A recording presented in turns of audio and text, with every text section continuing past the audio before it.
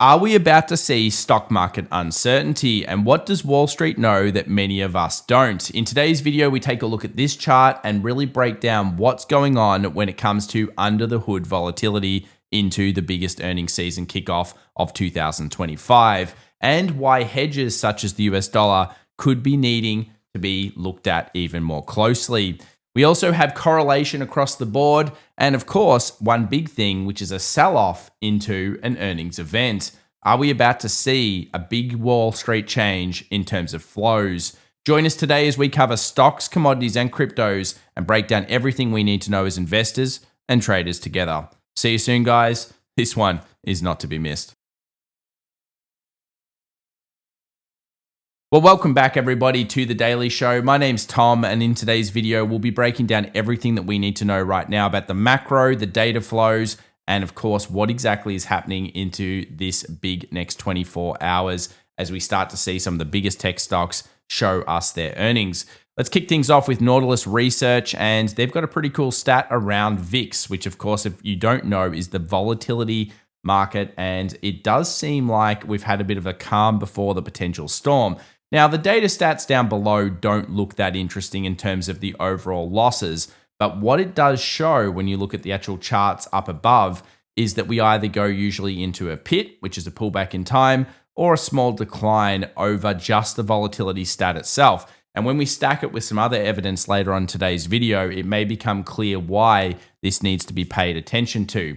Now, it doesn't mean go out and buy tons of volatility contracts. I know a lot of you guys like doing that. If you ever do buy those contracts, do remember they tend to be very, very, very bad to hold for a long period of time as they roll. So be careful of that. But this is because July late into August, into September, into October is well known by the street, that is Wall Street, as being the most volatile period of time other than February, March when it comes to these contracts.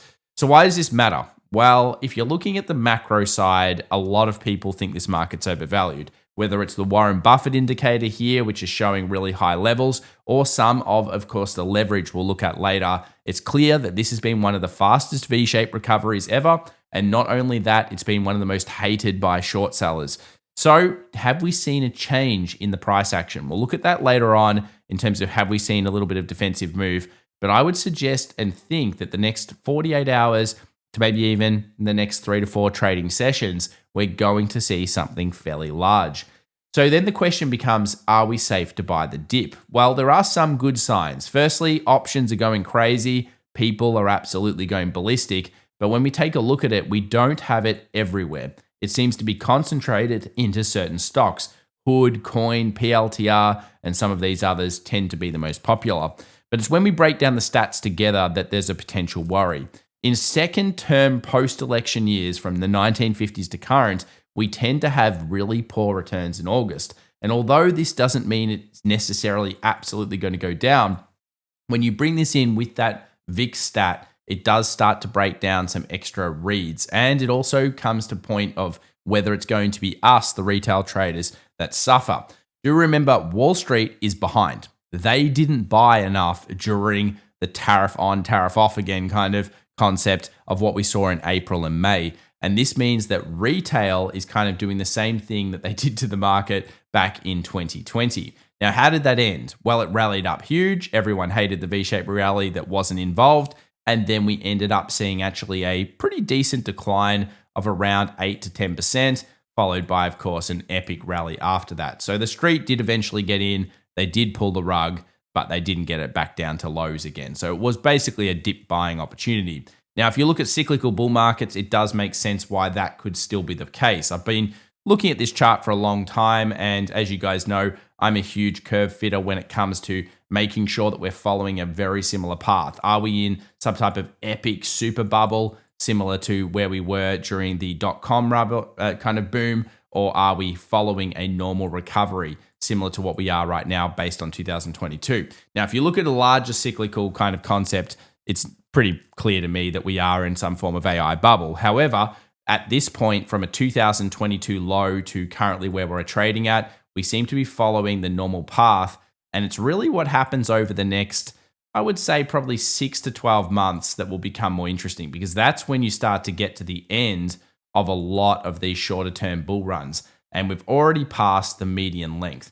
So we're in kind of like the danger zone at this point, but still some things are stacking up. According to the latest Morgan Stanley research, you can see here the weekly warm-up is showing that effectively everybody is upping their prices. 7,200, 7,100, 7,600. It seems like the street has pulled back from saying, oh, the tariffs were bad, to, okay, yeah, 10, 15% tariffs, that's fine. We are probably going to move higher. And this has become the overwhelming concept on the street. Everybody wants to be in. Everybody thinks that there's going to be quite a few positives. According to quite a few reads, we've got pent-up demand here from the street. We've also got, of course, the possibility of Fed cuts coming, and in general, AI adoption and potential stronger dollar weakness overall. But do remember the dollar has shown signs of strength over the last 2 sessions, which we picked up on over our weekend video and, of course, on the Monday. And that's actually been one of the better trades of the last couple of sessions. Let's now talk about Euphoria. It's certainly up there. Only one bad read from the Euphoria indicator, which was here over the last couple of years. So certainly another sign stacking up on the macro side for a potential pullback. Although things like global liquidity, again, supportive of dip purchasing. So remember, when global liquidity is on your side, when generally the Ponzi is on your side, you want to be saying, okay, well, things look pretty good from at least the dip buying opportunity. The big problem has to do with, of course, leverage. And boy, oh boy, are retail traders and investors in the street and everybody else piling in. We've never seen more leverage in markets ever recorded. And when it sharply picks up like this, it can show you that there's a bit of euphoria starting to come through. So whether you look at the reads based on GDP or you look at the reads just in general, they are certainly there. There are other good signs, and of course you have to marry up the good and the bad. And that is that most of the purchasing actually this time around has come from New York cash trading hours. And that's pretty rare. According to Deutsche Bank here, you can see that we've actually seen almost all of the main gains happening in the cash trading hours versus overnight trading. And as you may see based on the previous stats, overnight trading is actually quite well known to be one of the better times to be in markets. So interesting to see that this seems to be a mostly US purchased market. Here's where tariffs start to take control. Certainly a chart we'll be watching. We do believe that tariffs tend to have a massive lag effect.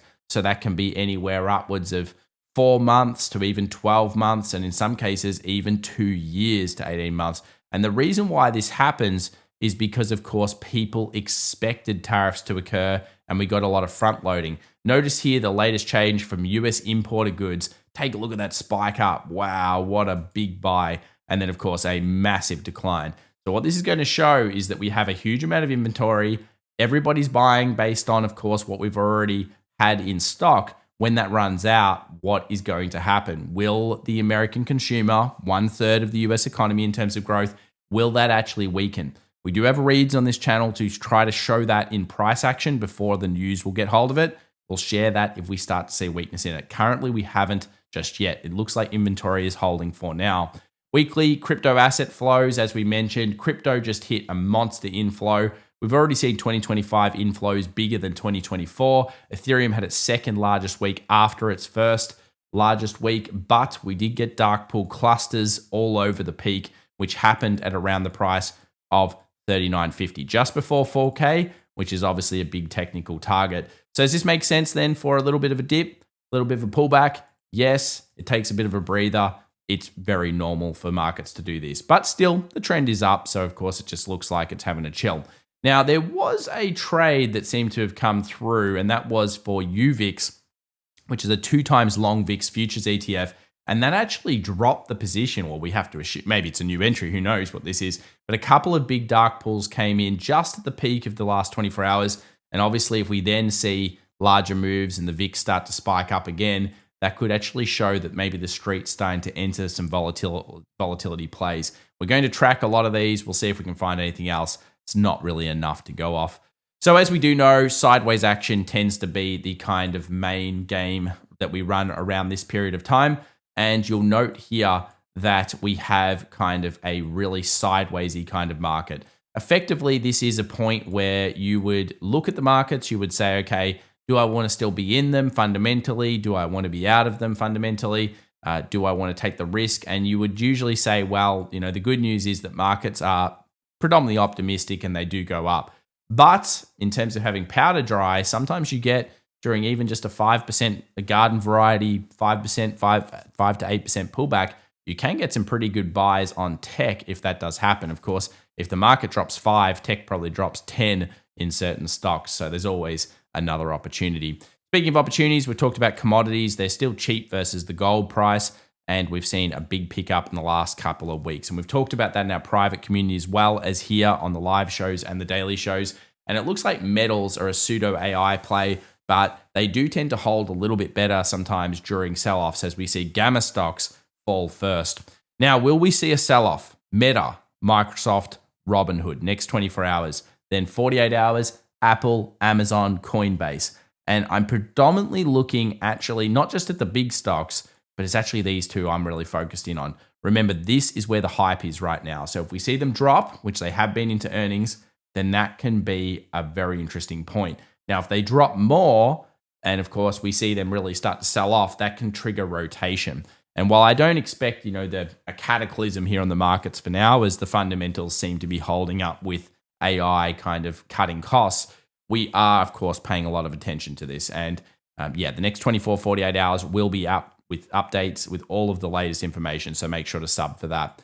What about the technicals? The S&P 500 is on the trend line or right around it with an overbought signal. The futures market action is kind of still dull, so there's no real reason to say, oh, yes, this market's absolutely selling off.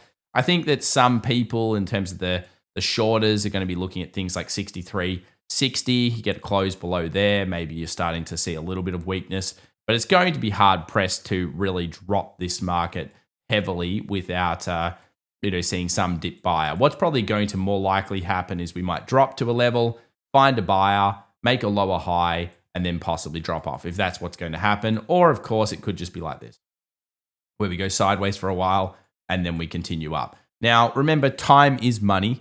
So if we do go into a sideways action, then that can be just, time being burnt. So what do you guys think in the comments? Do you think we've hit the top right now, or is this market going to keep ramping? I'm going to do a poll and we'll find out what the community thinks soon. We'll bring that up in our next video.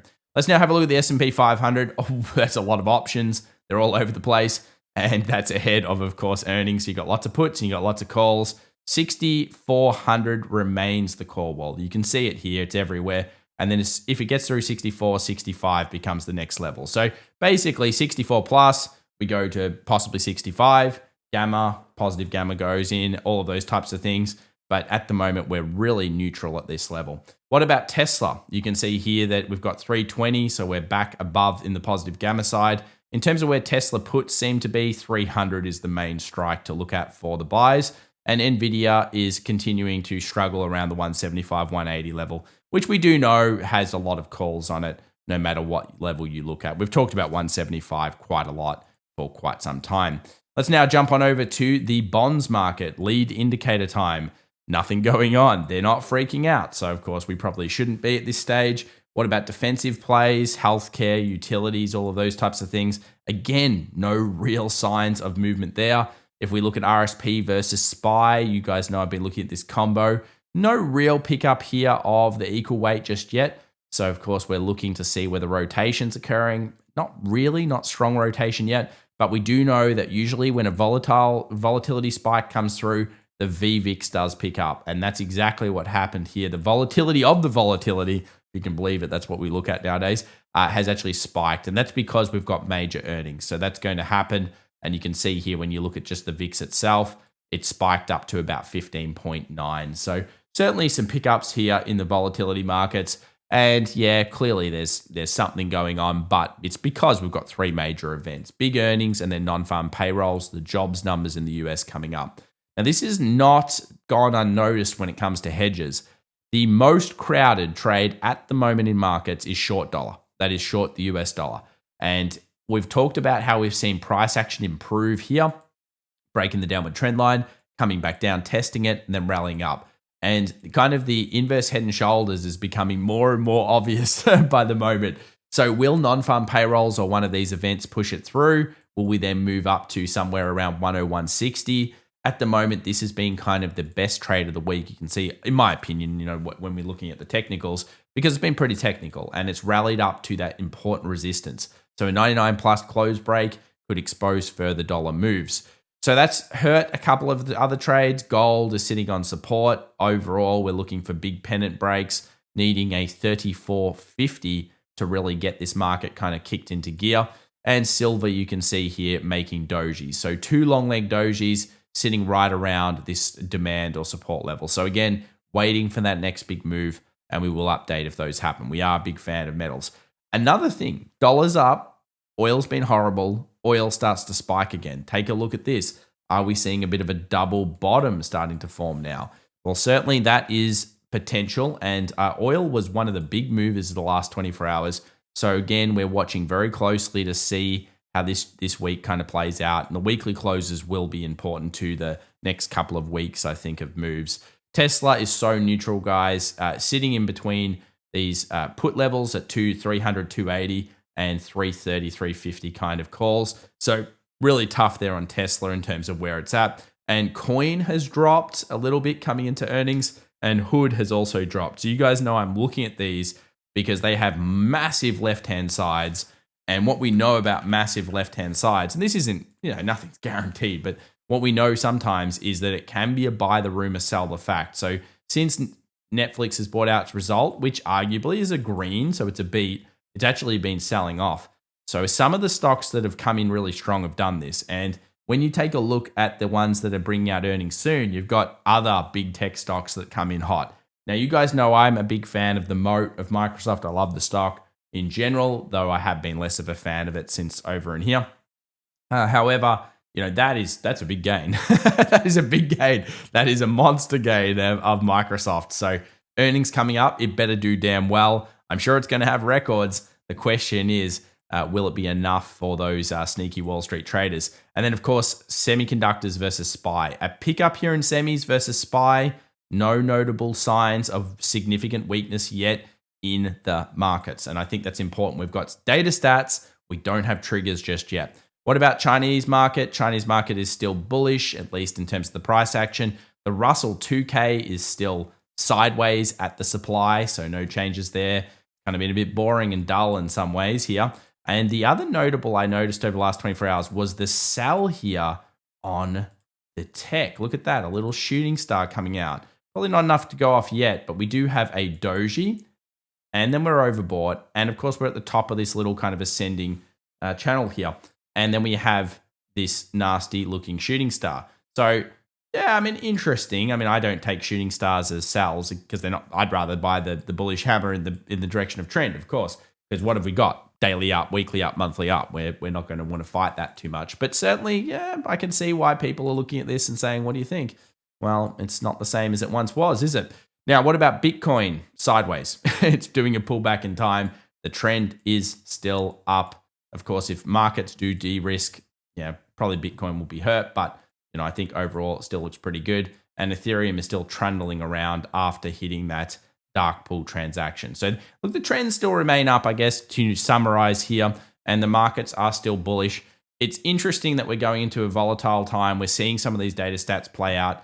And it'll be a very interesting coming weeks because, of course, August is that period of traditional weakness that comes into the markets. We've got a 3-month run here, and anything can happen in the world of tariffs and 2025. Now, for the rest of this week, please be aware, jobs numbers come out 8:30 a.m. New York time, guys. You've got to watch that one. It's probably the biggest data stat now of the month. And that coupled with earnings means we're in for a big 3 days. So if you enjoyed today's video, it's your first time here, remember to subscribe. Check out some of the other stuff that we do as well if you're interested. And of course, follow us on some of the socials. I posted a bit of information on my LinkedIn today, so check that out in the link. And of course, you can follow along and see what we're producing and of course, what we're talking about. Guys, it's an interesting time. I'll see you in the next one. Bye for now.